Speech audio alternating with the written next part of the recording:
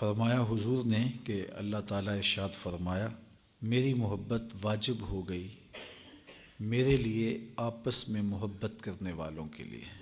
ہم کسی سے محبت کریں یا کوئی ہم سے محبت کرے تو شاید ہم اسے کوئی نفع نہ پہنچا سکیں، لیکن اللہ جس سے محبت کرے اس کی دنیا میں بھی خیر ہے، آخرت بھی خیر ہے، اور اس پر اللہ کی محبت واجب ہو گئی جو ایک دوسرے سے رضائے الہی کے لیے پیار کرتے ہیں۔ تو اللہ جل شانہ ایسے لوگوں سے محبت کرتا ہے جو اللہ کے لیے ایک دوسرے سے محبت کرتے ہیں، اللہ کے لیے اکٹھے بیٹھتے ہیں، اللہ کے لیے ایک دوسرے کی زیارت کو جاتے ہیں اور اللہ کے لیے خرچ کرتے ہیں۔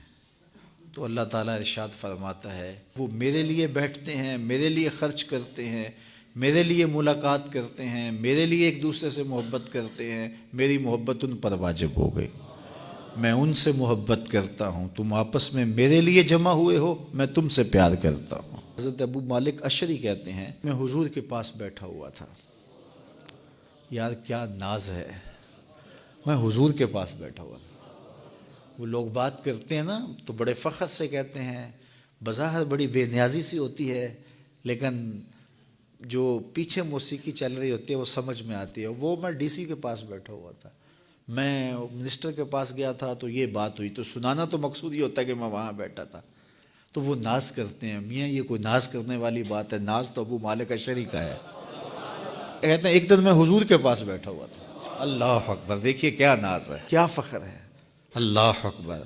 قال کنت عند النبی صلی اللہ علیہ وآلہ وسلم، کہا میں حضور کے پاس تھا کہ حضور نے ارشاد فرمایا اللہ کے کچھ بندے ہیں نہ تو وہ نبی ہیں اور نہ ہی وہ شہید، لیکن ان پر نبی بھی رشک کریں گے اور شہید بھی رشک کریں گے۔ اللہ کے نزدیک ان کا جو مقام ہے اور اللہ کے ہاں ان کا جو قرب ہے اس کو دیکھ کر کے نبی بھی رشک کریں گے، واہ کیا قرب ملا انہیں۔ اس کا یہ مطلب نہیں کہ نبیوں اور شہیدوں کو وہ قرب نہیں ملا ہوگا۔ چھوٹا بچہ حفظ کر جائے تو بڑے بڑے علماء جو پکے حافظ بھی ہوتے ہیں اس پہ رشک کرتے ہیں، یار کیا قسمت ہے بچے کی کہ حفظ قرآن کی سعادت پائی۔ تو نبی ہیں، شہید تو شہید ہیں، لیکن وہ اللہ کے اتنے مقرب ہوں گے کہ نبی نہ ہونے کے باوجود اللہ کے قریب ہیں، شہید نہ ہونے کے باوجود اللہ کا اتنا قرب حاصل ہے، تو نبی اور شہید ان بندوں پر رشک کریں گے۔ حضور کی مجلس میں طرح طرح کے لوگ تھے، ایک دیہاتی بیٹھا تھا، اس نے کہا حضور بتا دیجئے وہ خوش نصیب کون ہوگا کہ جس پر نبی بھی رشک کریں گے، جس پر شہید بھی رشک کریں گے۔ اللہ اکبر۔ تو حضور نے فرمایا سنو، اور دل تھام کے سننا، اللہ اکبر۔ وہ اللہ کے بندوں میں سے کچھ بندے ہوں گے جو مختلف شہروں سے آئے ہوں گے اور مختلف قبیلوں کے ہوں گے، کسی کی کوئی برادری ہوگی، کسی کی کوئی برادری ہوگی، کسی کی کوئی برادری ہوگی، ان کے درمیان کوئی رشتہ داری نہیں ہوگی جس کی وجہ سے وہ جمع ہوئے ہوں گے، نہ ہی وہ کوئی کاروباری مقاصد کے لیے بھی نہیں آئے ہوں گے۔ یہ آپس میں کیوں جمع ہو کے بیٹھے ہوں گے؟ ان کا آپس کا پیار قرآن کی وجہ سے ہوگا۔ ان کی آپس کی محبت کس وجہ سے ہوگی؟ قرآن نے ان کو جوڑا ہوگا، قرآن کی وجہ سے وہ باہم مشترک ہوں گے۔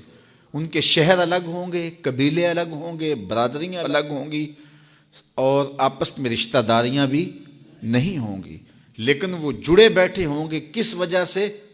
قرآن مجید کی وجہ سے۔ اللہ ان کے چہروں کے اوپر نور ڈال دے گا، نور چمک رہا ہوگا۔ لوگ جب خوف میں ہوں گے، فضا میں ہوں گے، دکھ میں ہوں گے، تو وہ کسی خوف میں نہیں ہوں گے۔ تو یہ وہ خوش نصیب لوگ ہیں کہ جن کی محبت قرآن کی وجہ سے ہوگی۔